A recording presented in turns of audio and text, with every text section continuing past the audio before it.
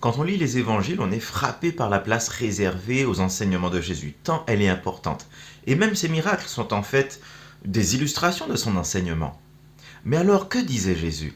C'est impossible de tout dire dans cette petite capsule sans la faire exploser, mais laissez-moi vous en dire au moins un petit mot, et ça juste après le générique.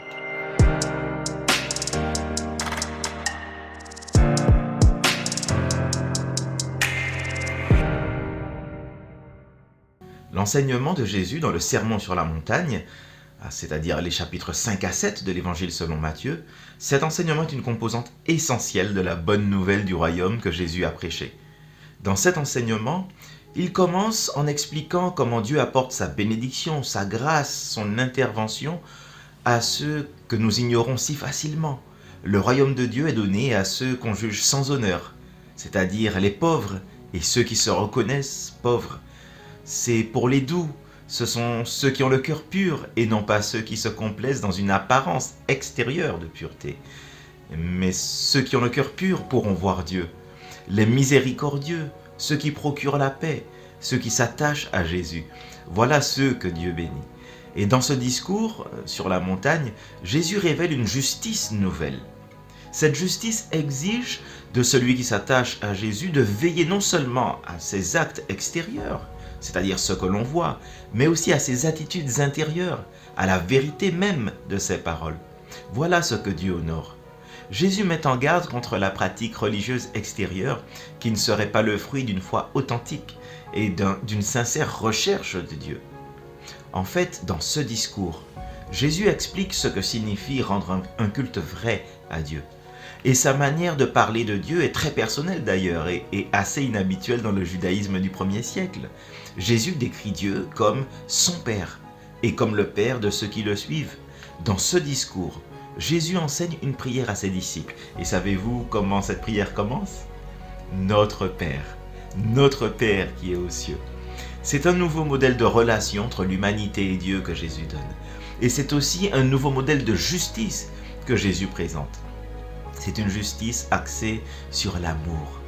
En fait, on se montre fils ou fille du Père qui est aux cieux en vivant une justice qui reflète sa volonté et qui reflète même sa personne.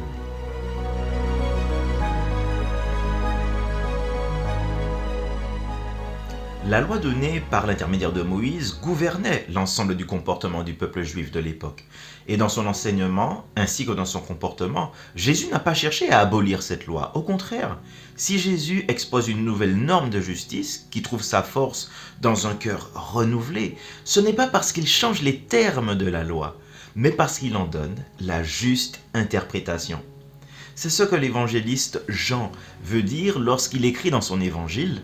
En effet, si la loi nous a été donnée par Moïse, la grâce et la vérité nous sont venues par Jésus-Christ. Jean chapitre 1 verset 17. La vérité, c'est-à-dire l'interprétation vraie, juste de la loi, et non pas ce qu'en disaient les chefs religieux de l'époque. Ce qui devait être une grâce de Dieu était devenu sous leur autorité un lourd fardeau posé sur les épaules du peuple.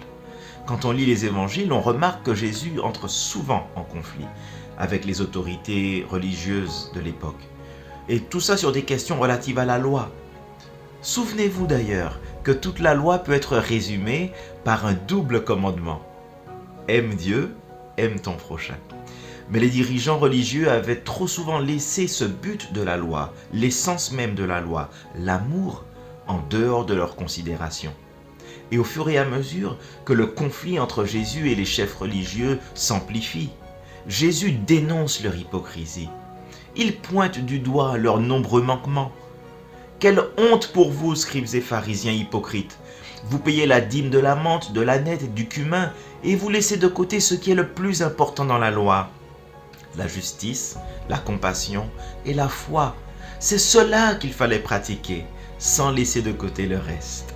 Matthieu chapitre 23, verset 23. La loi, correctement interprétée, aurait pourtant dû être une expression de la volonté de Dieu et une bénédiction. Mais sous leur autorité, elle était devenue un fardeau pesant.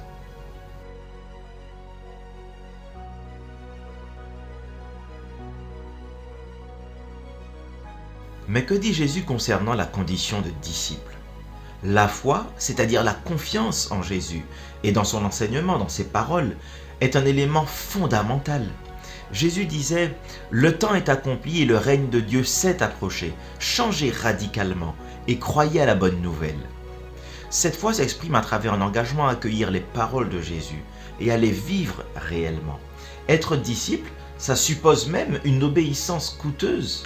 Si quelqu'un veut venir à ma suite, qu'il renonce à lui-même, dit Jésus, qu'il se charge de sa croix et qu'il me suive. Il s'agit de se détourner de soi-même et de se tourner vers les autres pour s'intéresser à eux dans un amour renouvelé, à l'exemple de celui de Jésus lui-même. Et si on parle de renoncement à soi, le moins qu'on puisse dire, c'est qu'en ce qui concerne Jésus, il a été cohérent avec son enseignement. Il a renoncé à lui-même, il a renoncé à sa vie, il a donné de son temps, il a donné de son énergie et il a donné jusqu'à sa vie, littéralement.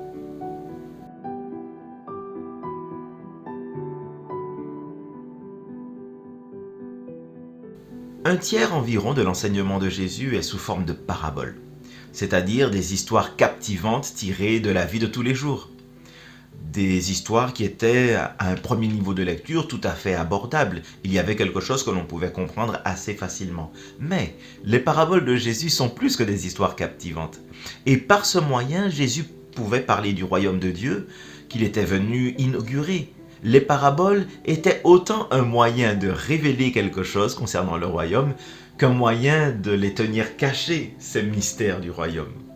Ceux qui entendaient les paraboles et qui accueillaient positivement Jésus pouvaient en comprendre le sens et en avoir davantage, en comprendre davantage. Mais pour les autres, qui étaient dès le départ plutôt réticents, plutôt opposés, qui accueillaient Jésus plutôt avec résistance, pour ne pas dire qu'ils ne l'accueillaient pas, pour cela le sens des paraboles leur échappait. Ces paraboles, elles parlent de l'apparition mystérieuse du royaume de Dieu. Car il ne se présente pas comme les gens l'avaient envisagé. Le royaume s'est approché, mais ce n'est pas un royaume politique qui prend le pouvoir par la force, qui renverse le royaume qui l'a précédé. Il n'utilise pas les armes que ce monde utilise. Plusieurs paraboles parlent également de la croissance de ce royaume, qui d'abord imperceptible grandit et grandit encore, comme la graine que l'on met en terre et qui laisse place à un arbre gigantesque. Ce qui était tout petit, imperceptible, fait place à quelque chose de manifeste qui finit par remplir toute la terre. D'autres paraboles encore parlent d'un tri à la toute fin des temps. Elles parlent d'un jugement, puis de l'établissement enfin visible et permanent du règne, du royaume de Dieu. Mais avant que ne vienne ce moment, une invitation est lancée à toute l'humanité. Le royaume accueille. Le royaume accueille quiconque s'attache à Jésus. Quiconque fait sienne sa justice, quiconque fait sien son amour, quiconque fait sienne ses paroles. Et cette invitation, elle passe par la croix de Jésus. Car Jésus s'est livré afin que quiconque croit en lui ait, par cette croix, par cette foi, part au royaume de Dieu.